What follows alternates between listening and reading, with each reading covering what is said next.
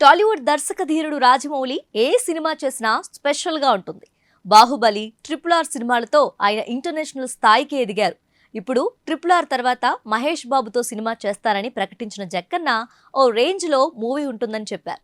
Hollywood movies కు ఏ మాత్రం తగ్గకుండా భారీ స్థాయి స్టోరీని సిద్ధం చేసినట్లు రాజమౌళి తండ్రి విజయేంద్ర ప్రసాద్ ఈ మధ్యనే ఓ ఇంటర్వ్యూలో చెప్పుకొచ్చారు. రాజమౌళి ఇప్పటి వరకు టచ్ చేయని జోనర్ లో స్టోరీ ఉంటుందట. మహేష్ బాబు ఎప్పుడూ నటించని కాన్సెప్ట్ తో సినిమా రానుందట. ఇక ఈ ఏడాదిలోనే జక్కన్న మూవీ ప్రారంభం కానుంది. వచ్చే ఏడాది నుంచి రెగ్యులర్ షూటింగ్స్ ను రాజమౌళి ప్లాన్ చేస్తున్నారట. ఇక సోషల్ మీడియాలో రాజమౌళి మహేష్ బాబు మూవీపై ఓ కొత్త టాక్ వినిపిస్తుంది. పిరియాడిక్ డ్రామాగా రాజమౌళి సినిమా సాగుతుందట.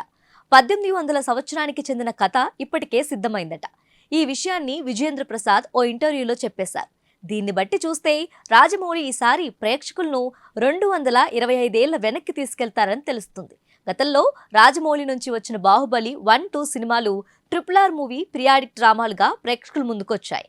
ఎన్టీఆర్, రామ్ చరణ్ చేసిన RRR మూవీతో ప్రేక్షకులను దాదాపు 150 ఏళ్ల వెనక్కి జక్కన్న తీసుకెళ్లారు. ఇప్పుడు ఏకంగా 225 ఏళ్లు వెనక్కి తీసుకెళ్లబోతున్నట్లు టాక్ వినిపిస్తోంది. రాజమౌళి తెరకెక్కించే ఈ పాన్ వరల్డ్ మూవీ షూటింగ్ కు ఏడాదిన్నర వరకు టైం పడుతుందట. ఈ మూవీ కోసం హాలీవుడ్ హీరోయిన్ ను సంప్రదిస్తున్నారట.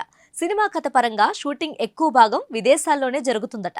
అయితే కొన్ని సీన్లు మాత్రం హైదరాబాద్ లోని రామోజీ ఫిల్మ్ సిటీలో ప్లాన్ చేస్తున్నట్లు తెలుస్తుంది. ఇందుకోసం రామోజీ ఫిల్మ్ సిటీలో ఓ భారీ సెట్ నిర్మిస్తున్నట్లు టాక్ వినిపిస్తుంది.